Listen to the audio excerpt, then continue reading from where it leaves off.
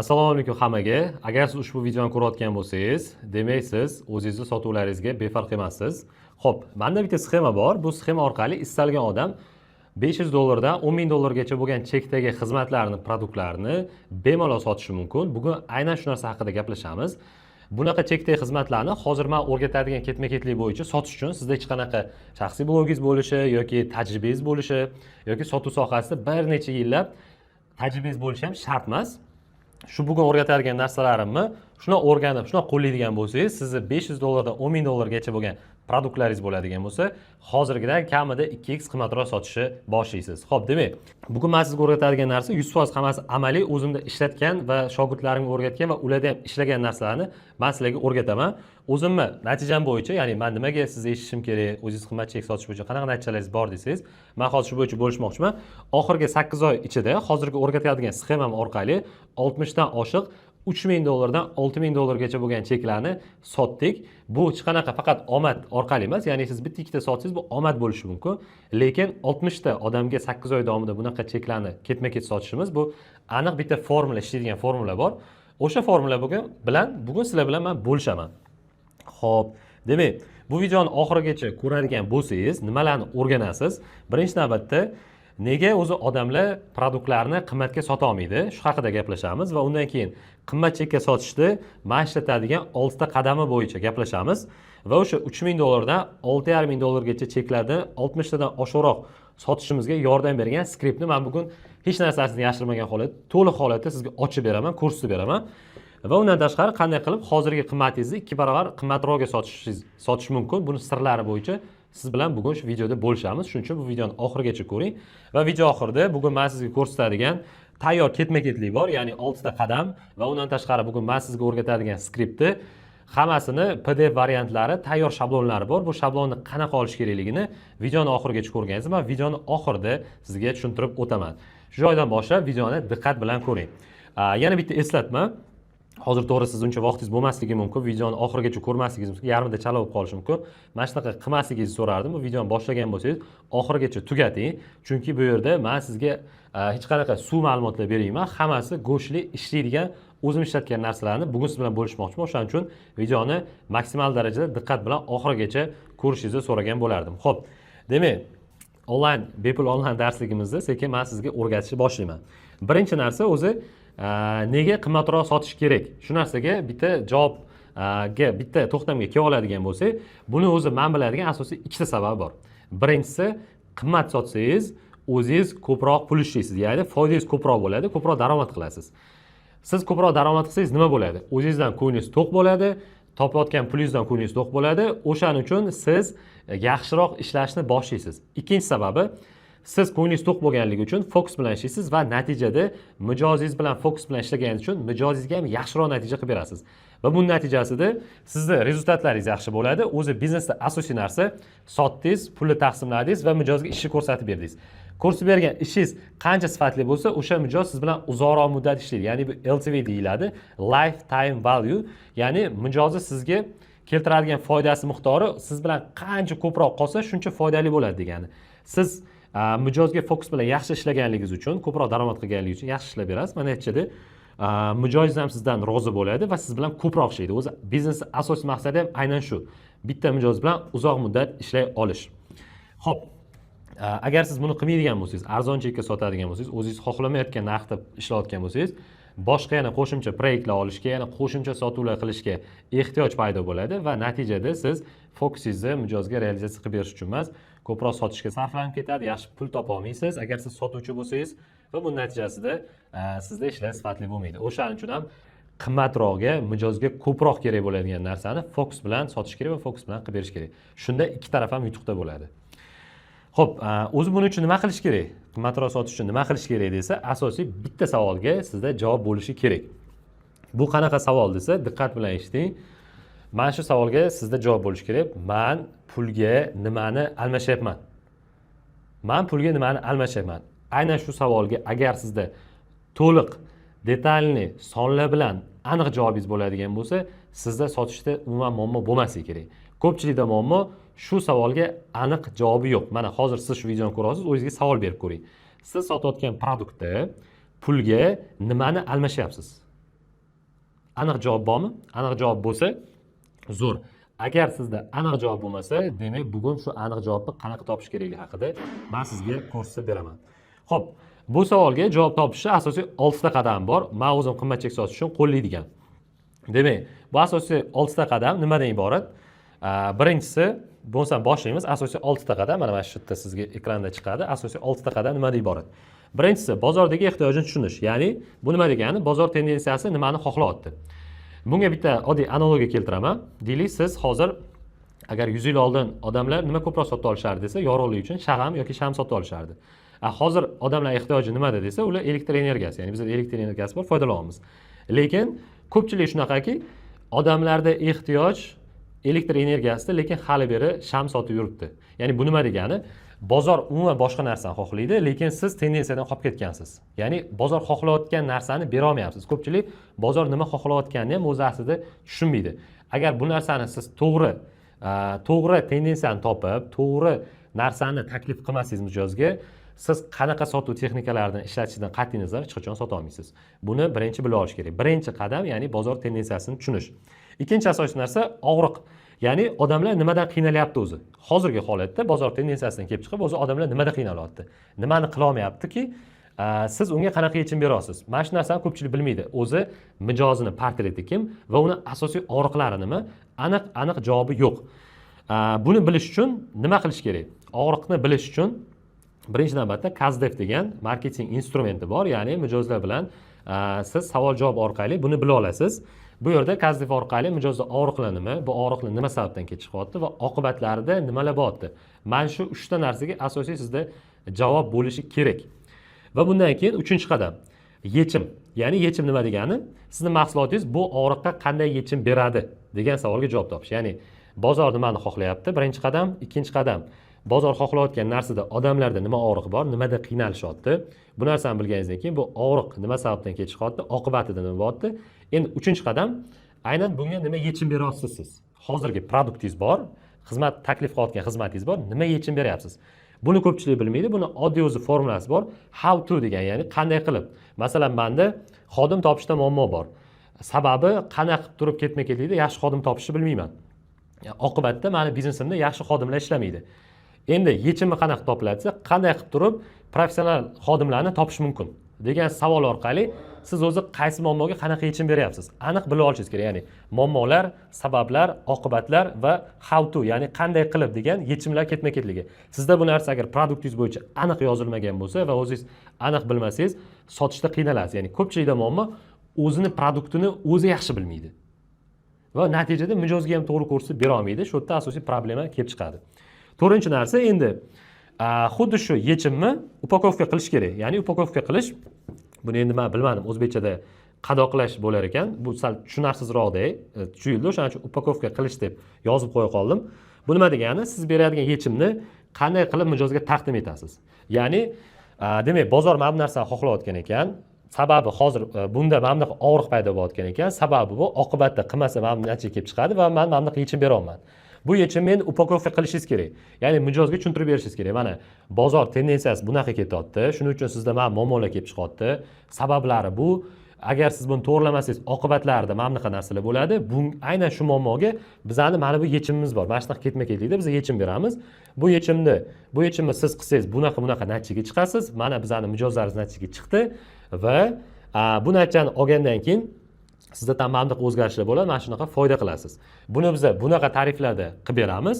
Tariflardan bittasini tanlasangiz, sizga mana har xil tariflarda siz o'zingizga yechimni olishingiz mumkin. Degan holatda xuddi shu narsani upakovkasi ko'pchilikda yo'q. Boradi, shunchaki mijozga to'g'ri sota olmaydi bu narsani upakovka qilmaganligi uchun aynan. Ya'ni upakovka qilish deganda bu offer tayyorlash, undan tashqari og'riq, sabab, yechim, mana og'riq, sabab, oqibat, yechim, ketma-ketlik yo'qligi va PGM deyiladi, ya'ni Process Journey Map. Ya'ni siz ishingizni qanaqa tartibda ketma-ketlikda qilib berasiz. Aynan mana shu narsani aniq ketma-ketligi ko'pchilikda yo'q, ya'ni mijozga vizualni ko'rsatib bera olmaydi buni. Mana shu narsani tayyorlash kerak va LTV qanday qilib davomiy ishlash mumkin va tariflar va narxlarni ko'pchilik upakovka qilmagan. Tushunasiz? Va buni upakovkasi yo'qligi hisobiga, offerlarini upakovkasi yo'qligi hisobiga mijozda sotishga qiynaladi, o'zining produkti nima ekanligini tushunmaydi. Bu 4-qadam edi. Endi 5-qadam sotish, ya'ni mijozlarni qanday topaman va qanday pulini olaman degan savolga javob topish. Bu 5-qadam, ya'ni qanaqa qilib turib siz lead generatsiya qilasiz, ya'ni mijozlar oqimini shakllantirasiz, qanaqa qilib turib ketma-ketlikda sotuv voronkangiz bo'yicha uni yo'naltirasiz va qanaqa sotasiz, ya'ni qanday sotuv ssenariylari va sotish texnikalaridan, ya'ni sotuv skriptlaridan foydalanasiz. Bu ketma-ketlik ko'pchilikda aniq yo'q. Ya'ni kim bilandir ofisida ko'rishadi, kim bilandir ko'chada ko'rishib sotadi, kim bilandir qayerdadir ko'rishib sotadi va bu yerda sotish bo'yicha uni aniq ketma-ketligi yo'q. Mana shu yerda ko'pchilik qiynaladi. Bu 5-qadam edi. 6-qadam realizatsiya, ya'ni taklifimni, mana masalan siz уже taklifingizni berdingiz, upakovka qilib, keyin uni mijozga sotdingiz. Sotganingizdan keyin uni endi realizatsiya qilib berishingiz kerak. O'sha 6-qadam aynan realizatsiya. Ya'ni realizatsiyada taklifimni mijozga qanday realizatsiya qilib beraman degan savolda ko'pchilikda yechim yo'q. Ya'ni unga aniq natija berayotgan narsalar o'zi ketma-ketligi nima? Ko'pchilik buni aniqlashtirib chiqmagan. Ya'ni siz ishni oldingiz, endi mana mijozdan pulni oldingiz, pulni endi to'g'ri taqsimlashingiz kerak va mijozga sotib olgan narsasini taqdim etishingiz kerak, ishlab chiqarib berishingiz kerak-da bunday olganda. Xuddi o'sha narsani aniq ketma-ketligi ko'pchilikda yo'q. Ya'ni ko'pchilik o'zini SKP deyiladi, ya'ni senniy konечный produkti nima ekanligini bilmaydi. Ya'ni mijoz sizga $1000 to'layapti, uni $10,000 qilib berasiz. Qanaqa ketma-ketlikda qilib berasiz bu narsani? Tushunasizmi? Mana shu ketma-ketlikni ko'pchilik tuzib chiqmagan bo'ladi, muammo shu yerdan kelib chiqadi. Agar siz mana shu 6 qadam to'g'ri qiladigan bo'lsangiz, ya'ni bozor tendensiyasini to'g'ri tushunib, 2-qadamda og'riqlarni tushunib, ularning sabab va oqibatlarini tushunib, 3-qadamda bunga yechim topib, buni to'g'ri upakovka qilib, mijozga to'g'ri sotish ketma-ketligini qilib va buni realizatsiyasini qanaqa qilasiz, mana shu narsalarni to'liq protsessini tuzib chiqadigan bo'lsangiz, shu 6 qadamni sizda mijoz topish, sotish, sotgandan keyin ishni bitirib, mijoz bilan uzoq muddat ishlashda o'zi aslida muammo bo'lmasligi kerak bo'ladi. Aynan shu narsalar bo'lmaganligi uchun ko'pchilik produktni qimmat sota olmaydi. Bugun aynan hamma qadam haqida qisqacha gaplashamiz, lekin men o'ylaymanki, bu yerga hozir men kuzatayotganlarni o'sha produkti aniq, qanaqa produkti borligi aniq, mijozlari ham bor, shunchaki qanaqa sotishni bilmayotganlar kuzatyapti. Chunki men o'zim sotuv bo'yicha mutaxassis bo'lganligim uchun aynan shu qismi bo'yicha bugun sizga chuqur ma'lumotlar berib beraman. Ya'ni aynan biz bugun 5-qadam haqida siz bilan chuqur gaplashamiz. Qanaqa qilib turib sizdagi bor mijozlarga qanaqa sotuv ssenarisida, qanaqa sotuv skriptida sotish kerak, shu haqida bugun gaplashamiz. Qolgan qadamlar haqida mana men qisqacha tushuntirib berdim. Videoning oxirida yana bular haqida men qisqacha sizga tushuntirib beraman. Demak, 5-qadam haqida gaplashamiz. 5-qadam sotish. Xo'p, biz birinchi sotish haqida gaplash uchun bitta narsani tushunib olishimiz kerak. O'zi produkt 2 xil bo'ladi. Mana sizda produktingiz bo'lsa, produkt 2 xil bo'ladi. Birinchisi bu коробочный produkt deyiladi. Ya'ni коробочный produkt bu nima degani tushuntirib beraman.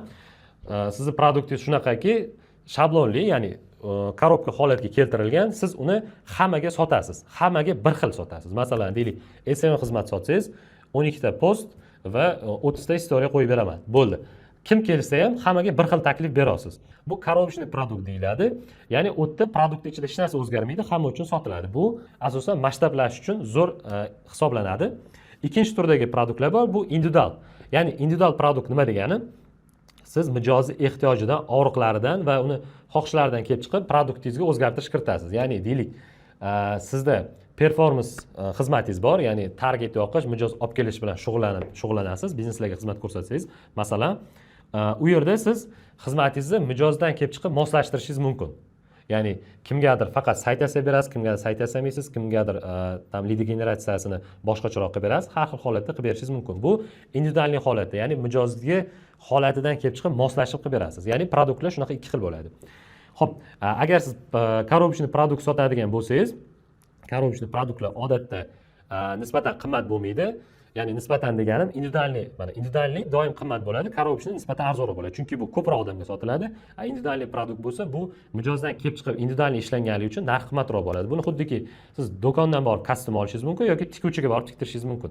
Tikuvchiga tiktirganingiz doim qimmatroq bo'ladi, sababi u sizni qolipingizga mos qilib tikib beradi. Xuddi shunaqa narsa, shunaqa 2 xil produkt bor. Endi bu ikkita produktni qanaqa sotish kerak desa, asosan коробочный produktlar odatda bitta uchrashuv o'zida sotsa bo'ladi, sotish mumkin. Ko'p holatlarda bitta uchrashuvda sotiladi. Individualniy produktlar doim ikkita uchrashuvda sotilishi kerak. Tushunasizmi farqini? Ya'ni siz agar mijoz bilan individualniy ishlaydigan bo'lsangiz, uni holatdan kelib chiqib produktingizni moslashtiradigan bo'lsangiz, siz doim ikkita uchrashuvda sotish kerak. Bugun men aynan qanaqa turib bitta uchrashuvda sotish kerak, qanaqa turib ikkita uchrashuvda sotish kerak, shu haqida tushuntirib beraman. Demak, qimmat cheklarni sotishda eng zo'r narsa bu diagnostika orqali sotish. Ya'ni diagnostika orqali sotish ikki xil formatda bo'ladi, onlayn yoki offlayn formatda bo'ladi. Bu o'zi qimmat va oson sotishning eng samarali yo'li. Butun dunyoda high-tech selling deyiladi, xuddi shunaqa sotiladi. Zoom orqali yoki offlayn ko'rishuv orqali sotiladi. Xo'p, diagnostika bu asosiy 8 ta etapdan iborat bo'ladi. Ketma-ketligi, birinchisi bu kontakt o'rnatish, ikkinchisi so'rovni aniqlash, uchinchisi B nuqtani aniqlash, A nuqtani aniqlash, og'riqqa yechim berish, yechim olish rejasini taklif qilish, e'tirozlar bilan ishlash va sotuvni yopish. Mana shu 8 ta etap orqali qimmat cheklar sotiladi. Aynan $5000 dan $10000 cheklar. Endi bularni hozir har bittasini ichiga kiramiz. Demak, tayyor bo'lsangiz, shu joydan meni diqqat bilan ko'rishni boshlang. Sababi hozir men sizga $5000 dan $10000 gacha xizmatlarni aniq sotish formulasi qanaqa bo'ladi, buni men sizga ko'rsatib beraman. Xo'p, birinchi qadam kontakt o'rnatish. Endi mana shu yerdan boshlab men o'zimni slaydimni ochaman. Mana shu slayd bo'yicha bugun sizlarga men tushuntirib beraman. Mana bu yerda selling sistema to'liq qanaqa sotish kerak, nima deyish kerak, nima maqsadda qilinadi, hammasini tushuntirganman. Shu joydan diqqat bilan ko'ring. Xo'p. Bizani bu skriptimiz high-tech selling script hisoblanadi. Qimmat chek sotishda o'sha boya aytganda $3000 dan $6500 cheklarni 8 oyda 60 tadan ortiqda aynan shu ketma-ketlik bo'yicha sotganmiz. Tushuntirib beraman. Xo'p, skriptimiz asosiy 5 ta qismdan iborat. Bu birinchisi etaplar, ikkinchisi sub etaplar, ya'ni etap ichidagi etap. Xo'p, uchinchisi bu yerda bu ushbu etap nima maqsadda qilinishini men tushuntirib berganman. To'rtinchisi beriladigan savollar, ya'ni siz gapiradigan gaplar, nima gapirasiz, qanaqa savol berasiz, o'shalarni detalni yozganman va bu savoldan keyingi natija nima bo'ladi o'zi. Shu narsani tushuntirib beraman. Xo'p, birinchisi bizda aloqa o'rnatish. Aloqa o'rnatish ikkita qismdan iborat bo'ladi. Birinchisi bu salomlashish, ikkinchisi programmalashtirish. Salomlash nima degani? Bu bosqichda suhbatdoshimiz bilan aloqani o'rnatamiz, ovoz ohangi va tezligi bilan ularga moslashamiz. Muhim narsa tabassum qiling va do'stona bo'ling. Doimo suhbatda shu narsa muhim, kayfiyat juda ham muhim. Ishtiyoq yuqumli degan qoida bor sotuvda. Doim kayfiyatingiz yaxshi holatda bo'lishi kerak, mijoz bilan suhbatni boshlayotgan paytda. Bu mijoz bilan sizni ochilib olishingizga yordam beradi. Xo'p, bu yerda nima qilishingiz mumkin? Men aytdim, ikkita holat bo'lishi mumkin. Siz Zoomda sotishingiz mumkin yoki o'sha onlayn uchrashuv orqali deylik, yoki offlayn sotishingiz mumkin. Ikkalasi ham deyarli bir xil. Agar Zoomda sotayotgan bo'lsangiz, masalan, assalomu alaykum, Muhammad Ali aka, yaxshimisiz? Zoom uchrashuvida bo'lsangiz, birinchi so'rab olishingiz kerak. Meni yaxshi eshityapsizmi? Yaxshi ko'rinyapmanmi? Deysiz, ha eshitaman, ha ko'ryapman desa, bo'ldi, zo'r, juda ham yaxshi deb qo'yasiz. Bu savoldan maqsad, ya'ni gapiradigan gapingiz yoki ko'rsatmoqchi bo'lganingiz yaxshi eshitilayotgani, yaxshi ko'rilayotganini bitta tekshirib olish. Chunki siz buni tekshirmasdan gapiraveradigan bo'lsangiz, u mijoz eshitmasa nima foydasi bor gapirganingiz. O'shaning uchun bitta tekshirib olish kerak bo'ladi. Offlaynda ham xuddi shunaqa. Assalomu alaykum Muhammad Ali, yaxshimisiz? Yaxshi kelib oldingizmi? Joy ma'qulmi? Suvmi, kofemi, nima ichasiz? Qanaqa, nima eting? Bo'ldi, yosh narsa shart emas yoki suv eting, bo'ldi, zo'r, suv olib kelamiz. Suv olib keling degan masala aytdingiz, shu orqali suhbatni boshlab olasiz. Bo'ldi. Offlaynda mana shunaqa boshlanadi. Endi o'zingiz haqingizda tanishtirishingiz kerak bo'ladi. Bu programmalashtirish etapiga endi o'tamiz. O'sha bizada aloqa o'rnatishning ikkinchi qismi programmalashtirish. Bu nima uchun kerak? Suhbat qanday ketishi haqida umumiy aytib o'tish kerak. Bu yerda bu savoldan maqsad, ya'ni bu etapdan maqsad savollar berganingizda va suhbat oxirida mahsulotingiz taklif qilganingizda mijoz hayron qolmasligi uchun, ya'ni suhbatingiz boshidan oxirigacha qanaqa ketadi. Mana shu narsani aytib o'tishingiz kerak. Bu NLP deyiladi, ya'ni neurolingvistik programmalashtirish. Bu nima degani? Bilsangiz, ko'p prezentatsiyalarda bugun darsda nimalarni o'rganamiz deydida, darsda nimalar o'rganish haqida aytadi. 6 ta narsani aytadi. Mavzu, deylik, uchinchisi qimmat sotish degan mavzu bo'lsa, qimmat sotish degan mavzu haqida gap boshlanganda siz darsni o'rtasiga kelganligingiz haqida bilasiz. Xuddi shunaqa sotuvda ham mijozi shuna miyasini bitta programmalashtirib olish kerak. Nima deysiz bu yerda? Mana o'zingiz tanishtirasiz, keling bitta yaxshiroq tanishib olsak. Masalan, meni ismim Ulug'bek, asosiy mutaxassisligim sotuv va marketing bo'yicha. Hozirgacha 10 ga yaqin sotuv bo'limlarini o'zim qo'lim bilan qurganman. 30 ga yaqin sotuv bo'limlari qurishda project manager sifatida project manager bo'lib ishlaganman, ya'ni tepasida turganman. Bugun aynan shu mavzuda sizga ko'proq yordam bera olaman, ya'ni sotuv marketing mavzusida.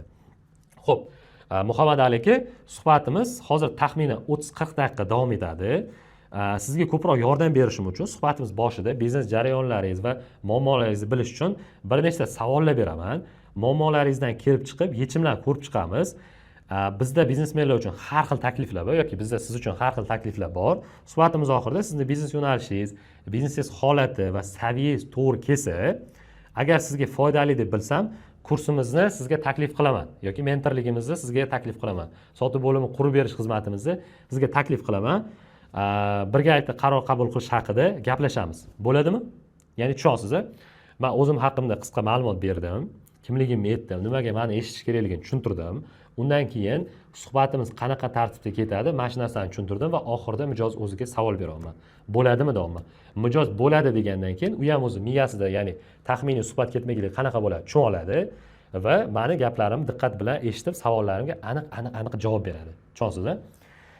Bu etapdan o'zi asosiy maqsad birinchisi o'zingiz haqingizda fakt aytasiz va mijoz sizni tanishi va diqqat bilan eshitishiga yordam beradi. Ya'ni siz o'zingizni kimligingizni aytsangiz, mijoz sizda yana ham yaxshiroq eshitish boshlaydi. Ya'ni bu social proof deyiladi. Ijtimoiy isbotni ko'rsatib berishingiz kerak.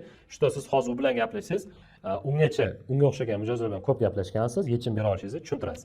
Ikkinchisi, ushbu etap juda ham muhim, chunki ushbu narsalardan kelishib olmasangiz, suhbat davomida qattiq savollar berganingizda yoki ko'p savol berganingizda, oxirida mahsulotingiz haqida taklif berganingizda mijoz hayron qolib sota olmasligi mumkin. Ya'ni bu nimaga olib keladi?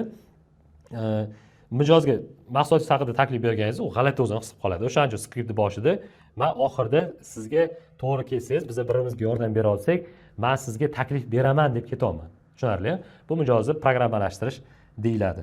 Men sizlarga endi o'zim buni qisqa mamlaqa buni qisqa holatda, mana bunaqa chizmali holatda qisqa tushuntirib ketaman. Ya'ni nima qildingiz? Boshlanishda programmalashtirib oldingiz. Hozir endi bundan keyingi etaplarni mana bu qismlar bo'yicha men sizga tushuntirib boraman. Xo'p. Bo'ldi. Biz aloqa o'rnatib oldik. Endi ikkinchi etapimiz bizda so'rovni aniqlash edi. Ya'ni mijoz o'zi zaprosi nima? Nima uchun sizga bilan suhbatga keldi? O'shani aniqlaymiz. Bu yerda birinchi o'sha etap subtopik ehtiyojni tushunish deyiladi. Bu juda ham muhim nuqta. Agar odam nima kerakligini bilmasa, unga so'rovni aniqlashga yordam beramiz. Ya'ni bu yerda gapiradigan gapimiz nima bo'ladi? Xo'p, bo'ladimi dedingiz, siz mijozga aytdingiz, o'zingiz haqingizda tanishtirdingiz, suhbatimiz shunaqa ketadi, bo'ladimi deb so'radingiz. Mijoz aytdi, "Da, bo'ladi" dedi. Juda ham yaxshi. Unda Muhammad Ali aka, birinchi savolim, nega men bilan Zoom uchrashuvga rozi bo'ldingiz yoki nimaga men bilan uchrashuvga rozi bo'ldingiz agar offlayn holatda bo'lsangiz? Savolni berasiz. Bu qattiqroq savol, to'g'ridan to'g'ri savol. Bundoq olganda duxingiz yetsa bering bu savolni. Sababi bu savolni berganingizdan keyin mijoz birdaniga ochilib, sizdan nima kutyapti bu suhbatdan aytadi. Ya'ni ehtiyoji nima, zaprosi nima, o'sha narsani aytadi. Bu savolni berish nimaga muhim bu etap o'zi? O'sha mijoz bilan o'zi nima kerakligini bilmasangiz, unga so'rovni aniqlashga yordam berishingiz kerak. Suhbat davomida o'zi nima haqida gaplashasiz u bilan bila olishingiz kerak bo'ladi. Chunki suhbat davomida bu javobga asoslanib o'zaro munosabatlar davom ettirasiz. Suhbatdoshingiz sizdan nima kutayotganini tushunishingiz kerak bo'ladi va qanday yechim yoki javob olish xohlashini bilishingiz kerak bo'ladi. Shuning uchun shu savolni berasiz. Agar bu savolni tushunmasa yoki aniq javob bermasa, qo'shimcha savollar berasiz. Diagnostika bo'yicha asosiy o'z so'rovingiz nima? Yoki qaysi jihatlarni birgalikda bugun men bilan ishlashni xohlaysiz? Nimalar haqida gaplashamiz bugun? Shu kabi savollar. Ehtiyojini agar to'liq aytib bermasa, ya'ni shu endi birorta yechim olamiz deb keldim desa, bu javob emas. Tushunasiz?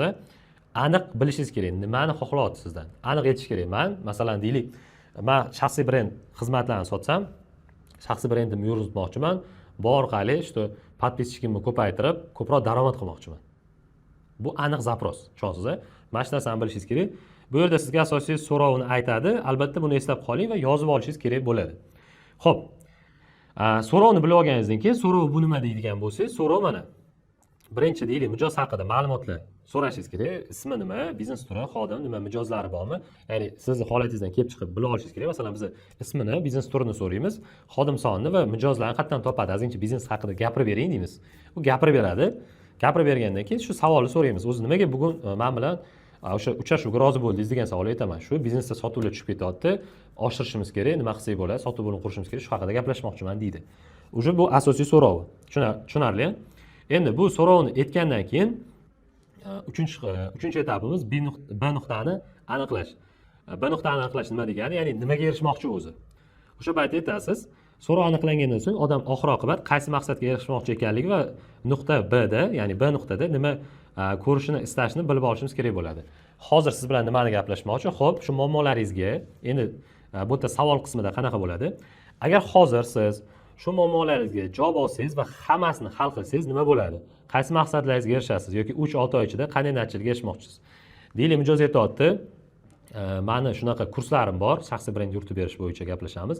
mana shunaqa kurslarim bor, shu kurslarni sotishim kerak, buning uchun подписчик to'plashim kerak va запускimni qilishim kerak deyapti. Shu bilan aytamiz, zo'r. Demak, bugun siz bilan shu запуск bo'yicha va подписчик to'plash bo'yicha gaplashar ekanmiz, blogingizni monetizatsiya qilish bo'yicha. Xo'p, deylik, siz xohlaganda blogingizni monetizatsiya qilsak va подписчик to'plasak nima bo'ladi o'zi? Nimaga erishasiz?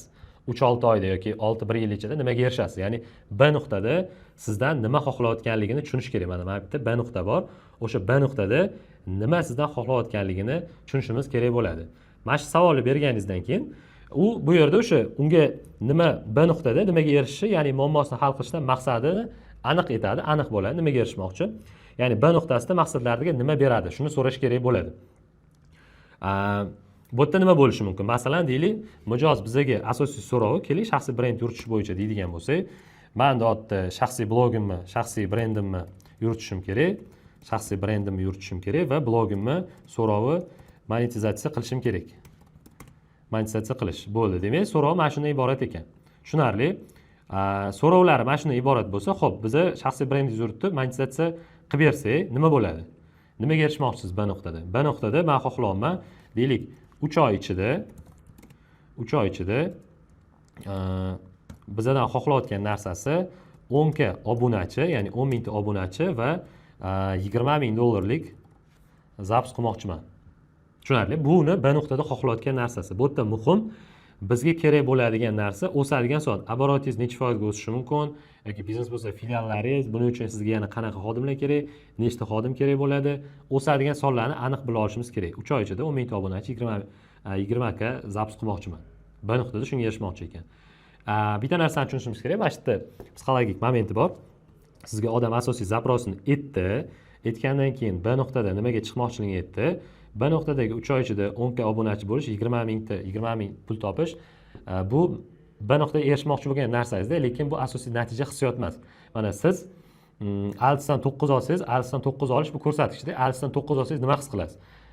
O'zbekistonda yagona ekanligingizni his qilasiz. Siz o'zingizga bo'lgan ishonchingiz oshadi, bitta narsani o'zingizga isbotlaganligingizni his qilasiz. Hamma sizni hurmat qilishni boshlaydi. Chunki odamlar asosan o'zi hissiyot uchun ko'proq harakat qilishadi-da. O'shaning uchun tushundim-ki, 10 ka obunachi va 20 mingta подписчик to'plash 3 oy ichida bu u erishmoqchi bo'lgan ko'rsatkich. Lekin nima hissiyot his qiladi natijada? O'sha narsa muhimroq.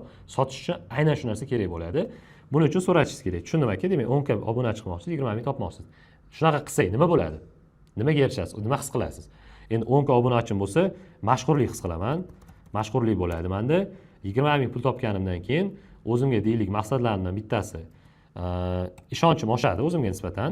Ishonch oshadi va ishonch oshgandan keyin men o'zimda deylik pulga nisbatan moliyaviy erkinlik his qilaman. Erkinlik. Tushunasiz? Ya'ni bu u chiqmoqchi bo'lgan natija yoki uydagilarimni umraga jo'natmoqchiman, uydagilarimni umraga jo'nataman va natijada meni hurmat qilishni boshlaydi. Hurmatim oshadi, ya'ni oilamda. Tushunasiz? Ya'ni erishmoqchi bo'lgan narsasi nima hissiyot beradi, o'sha narsani bila olishimiz kerak bo'ladi. Xo'p, demak, biz B nuqtasini bila oldik, demak, shu narsalarga erishmoqchi ekan. Endi keyingi etapimiz A nuqtani aniqlash. Demak, so'rov shu ekan, B nuqtaga shunga erishar ekan, natijada mana bu hissiyotlarni his qilar ekan. Endi A nuqtani aniqlashimiz kerak. Bu etapga chiqish uchun hozir bizda nimalar bor? Hozir men sizga buni ko'rsatib o'taman. So'rovni aniqladik, B nuqtani tushundik. Endi bizda A nuqtamizda mana shu yerda hozir bizda qanaqa resurslar borligini aniqlashimiz kerak bo'ladi.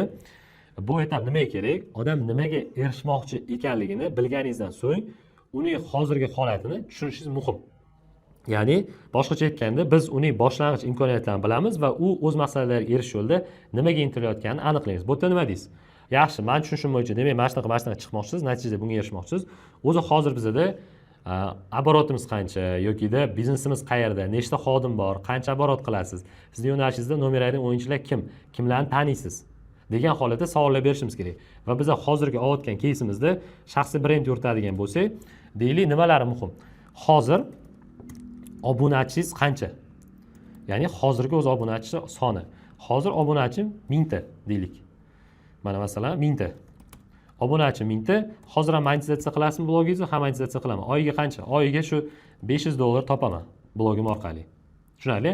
A nuqtada, demak, bizda blogimiz shu 1000 ta obunachi va 500 dollar topayotgan uni oboroti bor.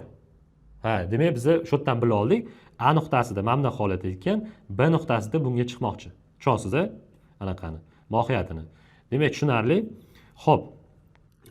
Hozir unda bor resurslar nima ekanligini aniqlashimiz kerak bo'ladi. Aniqlaganimizdan keyin endi biz tushunib oldik, uni asosiy so'rovi nima? B nuqtada nimaga erishmoqchi, nimani his qiladi? A nuqtada hozir bizda nimalar bor o'zi aslida resursimiz. Endi biz uni og'rig'ini aniqlashimiz kerak bo'ladi. Bu yerda ya'ni sizdan nima kutyapti va umumlashtirish etaplari bor. Buni hozir bitta tushuntiraman. Odam konstitutsiyaga kelgan bo'lsa, demak, o'zining hozirgi holatidan oxirgi maqsadga yetib borishda to'sqinlik qilayotgan narsalar bor va biz bu to'sqinlikni bilib olishimiz kerak. Buning uchun nima so'raymiz? Birinchi so'raydigan savolimiz oldingi harakatlarni surishtirishimiz kerak bo'ladi. Ya'ni nimalarni sinab ko'rdingiz? Xo'p, hozirgacha mana siz aytasiz, B nuqtadagi mana bu natijaga chiqmoqchiman deysiz. O'zi hozirgacha nimalarni sinab ko'rdingiz? Masalan, u aytishi mumkin, hozirgacha men bitta shaxsiy brend yuritadigan, shaxsiy brend emas, SMM komanda edi. U SMM komanda bilan ishladim. Ularga $1000 to'ladim 2 oy davomida, ya'ni umumiy hisobda $2000 to'ladim. 2 oy vaqtim ketdi. 2 oy ishladik. Ya'ni 2 oy ishladik va natijada menga mana shunaqa 1000 ta obunachi qilib berdi. Keyin ozgincha kursimni upagovka qilib berdi va hozir shu orqali men $500 pul topolman. Mana shunaqa narsa qildim. Lekin 2 oy ishlaganimga yarasha bu meni hali qoplagan yo'q. Ya'ni mijozlar bilan ishlayotgan, mana shunaqa ishladim, mana shu narsalarni sinab ko'rdim deb aytadi oldingi harakatlarida. O'zi nimalar o'xshadi, nimalar o'xshamadi. Endi ular aytishi bo'yicha o'sha 2 oyda biz 10 ta qilmoqchi edik, qila olmadik. Buning uchun meni $2000 pulim, undan tashqari 2 oy vaqtim ketdi va mana bu narsalar bo'ldi va natijada hozir shu natijaga chiqdim. Undan ko'nglim to'lmadi. Ya'ni biz oldingi harakatlarni surishtiramiz. Bu nima uchun kerak? Siz hozir taklif bergan paytingizda mijozga u qilib ko'rgan taklifni beradigan bo'lsangiz, bu uni qilib ko'rganman-ku deydi-da, sizni mutaxassis sifatida ko'rmaydi va sizni berayotgan taklifingiz u nima deydi, dolzarb bo'lmaydi, aktualniy bo'lmaydi, tushunasizmi? Bunaqa bo'lib qolmasligi uchun oldingi harakatlarni surishtirishimiz kerak bo'ladi. Ya'ni nimalar qilib ko'rgan, nima o'xshagan, nima o'xshamagan. Shunga bo'la olishimiz kerak. Xo'p, bu aytayapti, nimalar o'xshagan, nima o'xshamaganligini sizga aytib berdi. Aytib bergandan keyin siz o'sha yerda savol berasiz. Ha, demak, tushunishim bo'yicha 2 oy ishlabsiz, mana shunaqa bo'libdi. Xo'p, endi men sizga savolim bor. Hozir biz B nuqtada 3 oy ichida 10 ming ta obunachiga va 20 ming siz oyiga pul topmoqchisiz blogingizda. Xo'p, hozir shu B nuqtamizga chiqishimizga o'zi nima to'sqinlik qilyapti? Tushunasizda? Mana bu savol berasiz. Hozir B nuqtaga erishib borishimizga nima to'sqinlik qilyapti? Ya'ni nimalarni sinab ko'rdingiz, nimalar qanday bo'ldi, nimalar o'xshadi, nimalar o'xshamadi degan savol berganingizdan keyin bu savolni beradigan bo'lsangiz, mijoz mana shu yerda sizga haqiqiy og'rig'ini aytadi. Ya'ni so'rov bor, A nuqtasi va B nuqtasi aniq, o'tmishida nimalar qilib ko'rgani aniq. Endi hozirgi holatdan B nuqtaga chiqishida qanaqadir og'riqlar bor. O'sha narsani mana shu savolingizdan keyin sizga aytadi. Ya'ni bu yerda maqsadiga erishish uchun nimalar qildi va buning uchun qancha vaqt pul sarflaganini aytdi sizga. Va endi o'sha bosqichdan so'ng odam sizdan nima olmoqchi ekanligini aytib berishni boshlaydi. Diqqat qiling, bu uning asosiy og'rig'i hisoblanadi va bu og'riqni yopishga yordam berish juda ham muhim. Diagnostika yoki konsultatsiya orqali siz bunga yechim berishni boshlaysiz. Lekin bu yerda endi bila olish kerak. Xo'p, u aytayapti, hozir B nuqtaga chiqishga, A nuqtadaman, B nuqtaga chiqishga menda qanaqadir to'siqlar bor. Birinchisi, nima qilishni yoki nimadan boshlashni bilmayapman va menga aniq jamoa kerak, natijaga javob beradigan. Tushunasizmi? Endi og'rig'i shu. Nima qilishni, qanaqa ketma-ketlikda qilishni bilmayapti va kim qilishi kerak buni. Bitta o'zim ulgurmayman bu narsalarga, tushunolmayman işte. Og'riq demak, mas'uliyatni oladigan va nima qilsa 10 ming ta obunachiga 3 oy ichida chiqib $20,000 pul topishni boshlaydi. Mana shu narsa uni og'rig'i. Ya'ni shunaqa taklif bo'lsa, bu sotib olaman degani. Tushunasizmi? Bu uni asosiy og'rig'i bo'ladi. Shu og'riqni bilganingizdan keyin endi sizning keyingi qadamingiz umumlashtirish bo'ladi. Ya'ni bu yerda umumlashtirish u hozirgacha aytgan hamma gaplashilgan gaplarni yig'ish va umumlashtirish orqali umumiy holatni o'zaro tushunish. Ya'ni nima deysiz bu yerda? Mana aytadigan gapni tayyor yozganman men siz uchun. Xo'p, Muhammad Ali aka, keling unda umumiy holatni men qanaqa tushunganligimni aytaman. Agar qaysi joyda adashsam, meni to'g'rilaysiz. Demak, sizni so'rovingiz bo'yicha shaxsiy brendingizni hozir yurita olmayapsiz, to'xtab qolgan, yuritmoqchisiz. Maqsadingiz B nuqtangizda nimaga chiqmoqchisiz? Siz tushunishim bo'yicha 3 oy ichida 10 ming ta obunachi va $20,000 pul topmoqchisiz. Agar buni qiladigan bo'lsangiz, uydagilaringiz umraga yuborasiz. mana uydagilaringiz umraga yuborasiz, ozgincha mashhurroq bo'lasiz, o'zingiz sohangizda ekspert bo'lasiz va moliyaviy jihatdan erkinroq bo'lar ekansiz. Xo'p, buning uchun bizda A nuqtada nima resurslarimiz bor ekan? 10 mingta obunachimiz va hozircha blogingizda qanaqadir produktingiz bor va bu orqali oyiga $500 pul topayotgan ekansiz.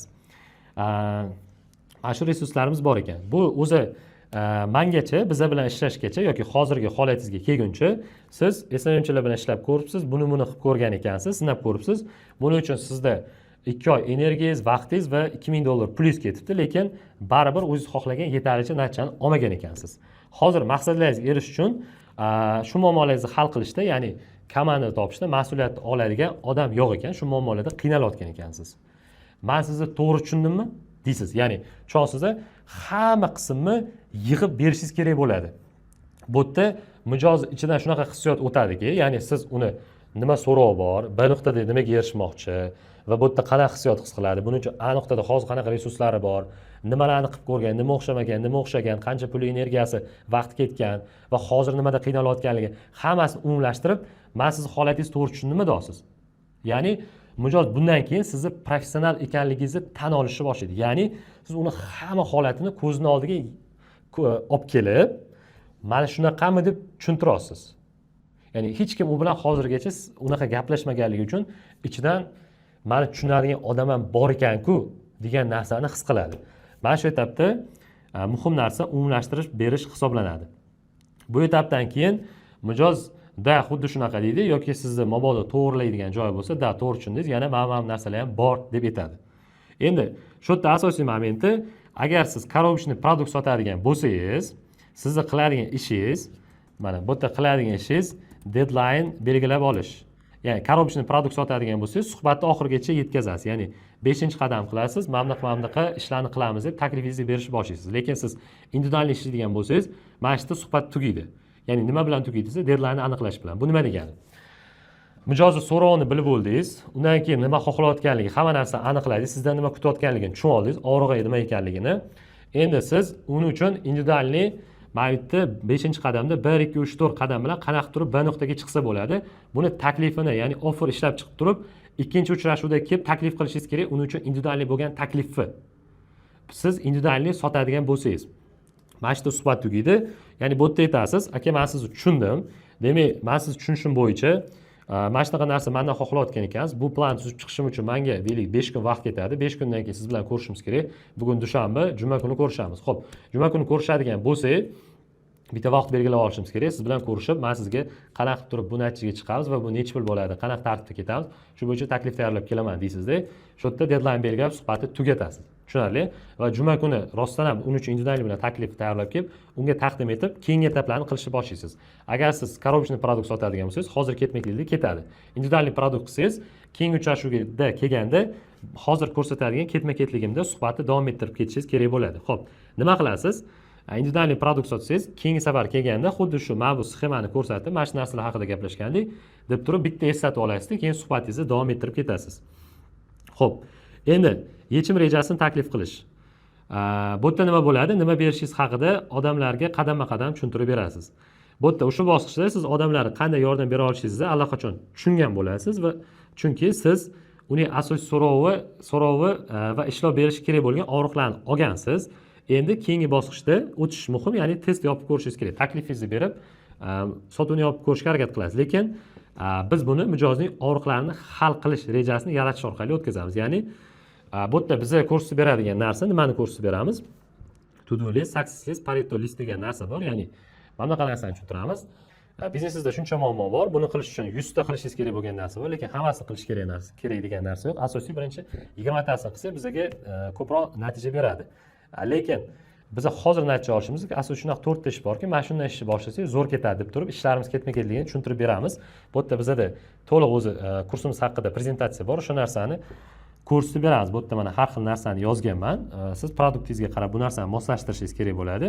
Endi ikkinchi qadamda mijoz qanday qilib uning og'rig'ini yopish mumkinligini mahsulotingiz triggerlar orqali tushuntirib berishingiz kerak. Ya'ni endi keling, sizga qanday yordam bera olar ekanman aytib o'taman deb turib gapni boshlaysiz.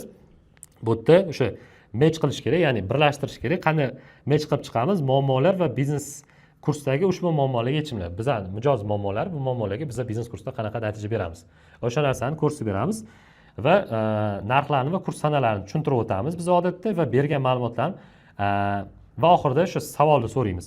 Bergan ma'lumotlarni qaror qabul qilishingiz uchun yetarli bo'ldimi yoki savollaringiz bormi Muhammad Ali aka deb so'raymiz. Savollarim yo'q desa, uje men sotuvni yopishga o'tib ketaman, produktni tushuntirib berganimdan keyin. Xo'p, keyingi etap, siz taklifni berganingizdan keyin o'zi odatda sotuvni yopishga harakat qilasiz. Sotuvni yopishning eng muhim qismi sotuvni yopishda qat'iy bo'lishingiz kerak. Bu ya'ni pulni olish. Sotuvni yopishda nima bo'ladi? Buni tushuntiraman. Men o'zim qanaqa yopaman sotuvni sizga o'rgataman. O'zi odatda shu 3 ta narsa to'g'ri kelsa, bizdan mijozlarimiz sotib oladi deyman. Muhammad Ali aka, biznes maqsadlaringizda bizni kursimiz orqali erisha olishingiz uchun mana 3 ta narsa kerak bo'ladi deyman. Bu yerda o'sha birinchisi, kurs bizga rostdan foyda, mijozga foyda bersa, vaqti to'g'ri kelsa va o'sha narxi bo'yicha to'g'ri kelsa, bizda qatnashadi deyman. Endi birinchisi, agar sizga shu yechimlarni, shohruxlar shu yechimlarni beradigan bo'lsa, biz mana shu natijaga chiqa olamizmi? Nima deb o'ylaysiz? Mijoz aytadi, odatda agar bunaqa qiladigan bo'lsak, chiqa olamiz degan holatda variant aytadi. Endi ikkinchisi, zo'r xursandman sizga foyda bera olishimizga. Ikkinchisi, sizga vaqti to'g'ri kelishi kerak. Bizda darslarimiz shanba, yakshanba kuni bo'ladi, juma kuni workshopimiz bo'ladi. Mana shunaqa tartibda darsga shu vaqtlarda kela olishga vaqt topa olasizmi? Endi bunaqa foyda bersa, vaqt topa olaman deyishadi odatda. Va agar endi bizda hozir men tariflarni ko'rsatdim sizga, o'zi bitta o'zingiz o'qimoqchimisiz yoki ikki kishi o'qimoqchimisiz deyman.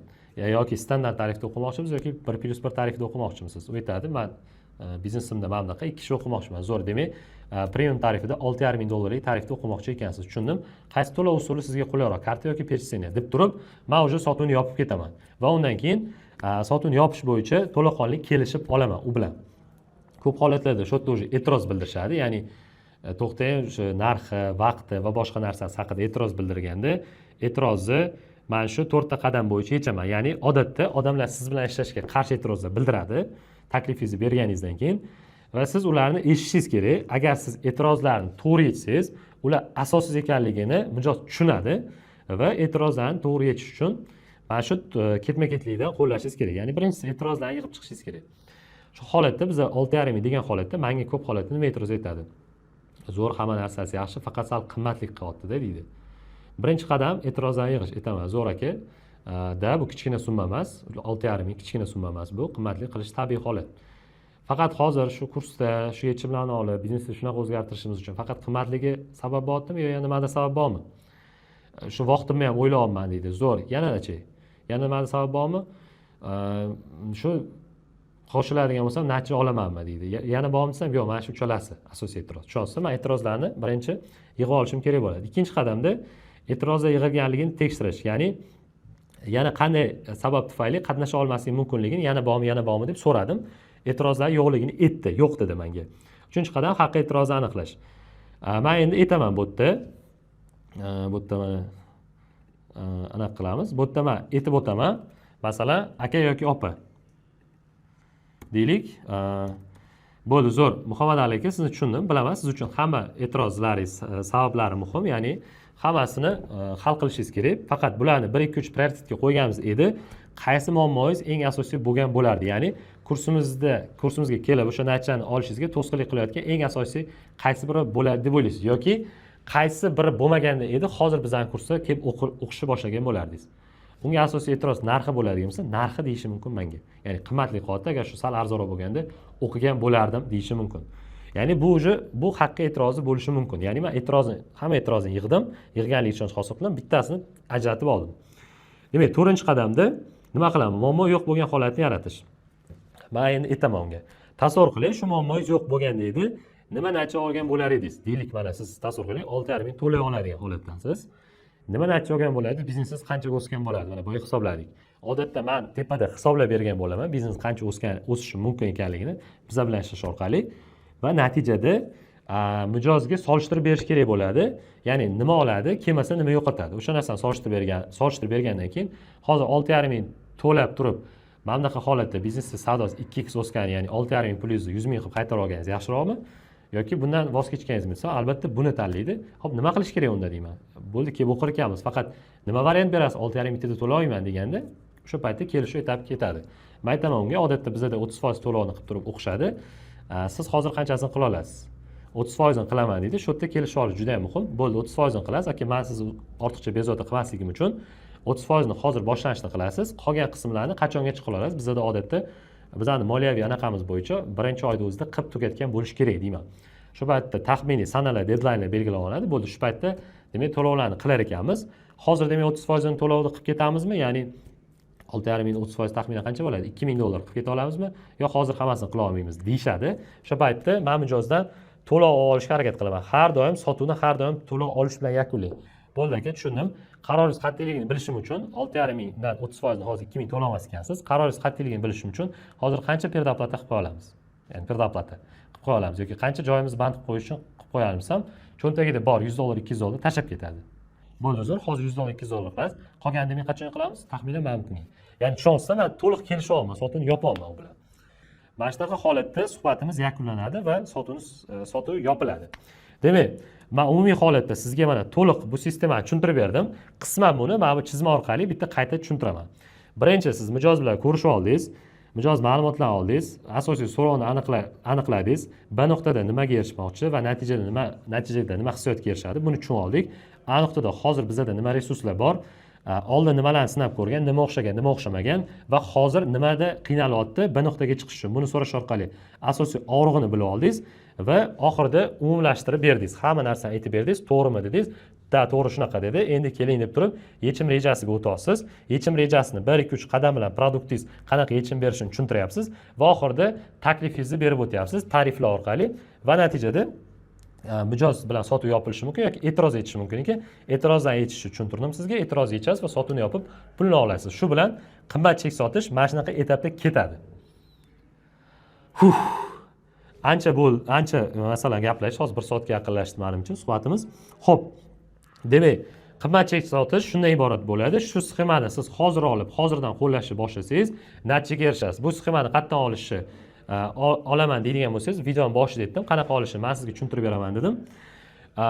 Hozir shu videoning tagida yoki kommentariya silka bo'ladi. Shu silka orqali ro'yxatdan o'tsangiz, ro'yxatdan o'tganingizdan keyin sizni Telegram botga o'tkazadi. Telegram botda o'sha startda bosadigan bo'lsangiz, shablonni olish degan anaqa chiqadi. O'sha yerda shablonni olishni bossangiz, sizga tayyor shu hozir tushuntirib bergan skriptimni tashlab beraman.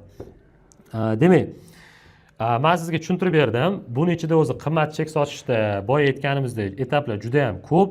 Bu yerda narx belgilash, mijoziy ehtiyojlarni tushunish, produktni upakovka qilish. Hozir men A nuqtada mana yechim berasiz, taklifingiz berasiz deyapman. O'zi mana shu etap o'zi produktni upakovka qilish deyiladi. Produktingiz to'liq takliflaringiz upakovka qilingan bo'lishi kerak. Ko'p holatda, ko'pchilikda asosan bu upakovka qilinmagan holatda bo'ladi. Endi men sizga oxirida agar sizga qiziq bo'ladigan bo'lsa, taklif bermoqchiman. O'zi bitta narsani tushunishimiz kerak. Men sizga hozir taxminiy sotish ketma-ketlikni tushuntirdim. O'zi aslida sotuv bu, mana bunda oladigan bo'lsak, ichi o'zi juda ham katta sotuv bor. Buning ichida sotuv psixologiyasi, mijoz psixologiyasi, mijozlarga sotish, miyani qanaqa ishlashi, qaror qabul qilish mexanizmlari, juda ham ko'p etaplar bor. Sotuvda juda ham anaqalar ko'pda, texnikalar ko'p. Asosiy sotuvni o'zini bitta katta deylik okean deb oladigan bo'lsa, hozir men siz bu masalan bo'linib ketadi. Deylik infobiznes kurslar sotuvi, ingliz tili, rus tili ozish bo'yicha yoki biznes kurslar sotuvi. Bularni sotirish mexanizmi bir-biriga yaqin va deyarli bir xil. Alohida bular uchun skript bor. Yokida qimmat chek sotish. Men sizga hozir tushuntirdim. Yoki mana bunaqa qo'lga ushlaydigan produktlar sotuvi bor. Uy, mashina, texnikalar, bitoy texnika yoki boshqa shu kabi narsalar sotuvi bor. Xizmatlar sotuvi. Yokida qanaqadir boshlang'ichlar bo'lsa, boshlang'ichlar uchun alohida narsalar, cold calling. Juda ham ko'p o'zining yo'nalishlari bor. Hozir siz bilan bitta mana bu qimmat chek sotishni ko'rib chiqdik. Agar siz sotuvni to'liqroq o'rganmoqchi bo'lsangiz, menda sotuv 2.0 degan kursim bor. Ya'ni u yerda men sotuvni professional o'rgatganman. Bu kurs asosan produkt sotish va kurslar sotuvi bilan shug'ullanadiganlar uchun juda ham mos keladi. Qimmat chek sotadiganlar va boshlang'ich o'rganmoqchi bo'lganlar bu sotuv kursini olish kerak bo'ladi. U yerda men bazani ham tushuntirib ketganman. Ya'ni sotuvning o'zi tegi nima? Buni qanaqa oddiy misol bilan tushuntirish mumkin? Men sizga hozir qimmat chek sotish orqali mashina beryapman-da, tayyor mana mashina minib keting. Lekin mashinangiz ertaga buziladigan bo'lsa, ya'ni boshqacharoq yo'lga tushib qoladigan bo'lsangiz, qanaqa haydashni, qanaqa to'g'rilashni bilmaysiz. Ya'ni sizda instruksiya yo'q. Sotuvni agar siz chuqur o'rganadigan bo'lsangiz, mana shu instruksiyani siz o'zingiz yasay olishingiz mumkin. Ya'ni tushunasiz-a? Mana bu katta sotuv sizga qanaqa qilib turib mana shu tepadagi narsalarni yasashni o'rgatadi. Men hozir sizga tepadagi yasalgan narsani tushuntiryapman. Agar sizga ikkita taklif beraman. Birinchisi, mana shu sotuv kursini to'liq menda o'rganib chiqishingiz mumkin. Hozir pastda havola bor. Ro'yxatdan o'tadigan bo'lsangiz, men o'zim sizga aytadigan bo'lsam, shu sohada mutaxassisman, sotuv bo'yicha sotuv kurslarimni xarid qilishingiz mumkin. Ro'yxatdan o'tsangiz sizga batafsil ma'lumot beramiz. Yokida u yerda sotuv kurslarim haqida birinchi saytda ma'lumot bor. Sotuv kurslarini sotib olmoqchi bo'lsangiz, o'sha yerdan ma'lumot olishingiz mumkin. Yoki siz o'zingizni xizmatingizni sotadigan mutaxassis, tadbirkor bo'ladigan bo'lsangiz, meni konsultatsiyam bor. Konsultatsiyamga yozilishingiz mumkin. Konsultatsiyaga yoziladigan bo'lsangiz, boya sizga ko'rsatib o'tgan 6 ta qadamimni sizda agar qiyinchiliklar bo'layotgan bo'lsa, ya'ni bozor tendensiyasi qanaqa ketyapti, og'riq qanaqa aniqlayman, yechimni qanaqa qilaman, qanaqa turib produktni upakovka qilaman, meni produktimni qanaqa sotish kerak va buni qanaqa turib realizatsiya qilish kerak degan 6 ta qadam bo'yicha muammolar bo'layotgan bo'lsa, kamchiliklar bo'layotgan bo'lsa, men bilan individual bu bo'yicha ishlashingiz mumkin. Bu bo'yicha ham ro'yxatdan o'tsangiz, men shaxsan o'zim sizga bog'lanaman. Pastda ikkita link bo'ladi. Umumiy kursim haqida ma'lumot olish uchun sayt va men bilan bepul diagnostikaga yozilish uchun, ro'yxatdan o'tish uchun, kurs diagnostikaga ro'yxatdan o'tish uchun alohida link bo'ladi. O'shandan qaysi biridan ro'yxatdan o'tsangiz, siz bilan aloqaga chiqib individual ishlaymiz. U yerda bitta narsani tushunishimiz kerak. Hamma produkt va hamma biznes individual. Hozir men sizga o'zimkida qanaqa ishlashni tushuntirib berdim va xuddi shunaqa skript, xuddi shunaqa upakovka yoki boshqa narsani sizni biznesingizga tushadigan holatda yasab chiqishimiz mumkin bo'ladi. Agar bu narsa qiziq bo'lsa, shu pastdagi link orqali bemalol ro'yxatdan o'tishingiz mumkin. Xo'p, qanaqa yengilliklar oldingiz pastda kommentariyada yozib keting.